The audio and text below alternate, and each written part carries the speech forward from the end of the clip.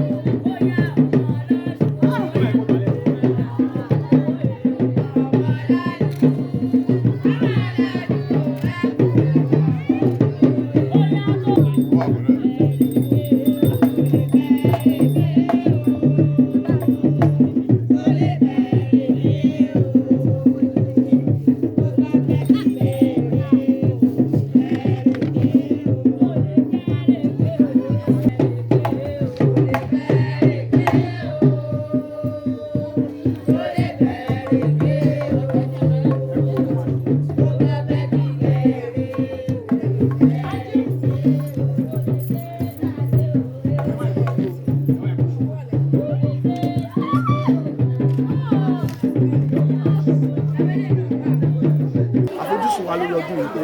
ó wù wá kó jẹ́ pé tó bá yá ní ọjọ́ iwájú kí ọ̀pọ̀lọpọ̀ àwọn ìwé tó jẹ́ ìwé olórìṣà pàápàá Ọbàtálá kó jẹ́ pé ọdún yìí kájọ máa ṣe ká lè máa rí èèyàn pé wọ́n á máa wá láti ìlú kìlú láti lè lọ gbé ọdún yìí láṣepé láti lọ gbé lárugẹ ju báyìí lọ. Nǹkan téèyàn ṣe téèyàn kọ̀ sílẹ̀ téèyàn léèyàn ò ṣe mọ́ a lè sọ irú nǹkan tó lè jẹ́ àtẹ̀kọ́jọ́ tó lè tẹ̀ ní ẹ̀wà. Àwọn nǹkan tí à ń ṣe ó jẹ́ àwọn nǹkan bàbá la wa tá a fi gbé lárugẹ ẹ rí i pé ó jẹ́ káyé tù wá ó jẹ́ káyé tù ṣẹ́yìn. Ẹgbẹ́ tí a bá ti pa àwọn owó ní bàbá wa tì nípa àṣemọ́ ìgbésí ayé ọmọ ẹ̀dá ó ṣe kí ni ó mẹ́ẹ̀ eyín ọmọ ní àyàfìgbà tí èyí bá ní ìṣòro kan tàbí èkejì látòkè èyí ti ṣe kí èyí ti sọ ọkàn nù. So fún ìdí èyí ẹ jẹ́ kí gbogbo ká padà sí díẹ̀ ìbílẹ̀ wa ká padà sí di òòṣà ilé wa ká lọ ṣe ìwádìí òòṣà tó ní oníkálukú wa ká lè bẹ̀rẹ̀ sí gbé pa òrìṣà aláṣọ funfun aníwà láàánú ikú ké gbẹngbẹnìkì ọ̀rọ̀ dábàá jẹ̀bi aṣáámọ́ ní kòrìkò rẹ̀sẹ̀ níjòjì òòṣà òòṣà funfun ọ̀pọ̀lọpọ̀ wà tí ò mọ̀ pa òòṣà ọ̀pọ̀lọpọ̀ wà tí ẹ pé òòṣà yìí ló wà lórí ẹ̀ àmọ́ ó ti rìn káàkiri wọ́n ti sọ fẹ́ lómi pé aláṣọ funfun tó gba sẹ̀lẹ̀ lọ tó gba kérúbù àṣẹra fún lọ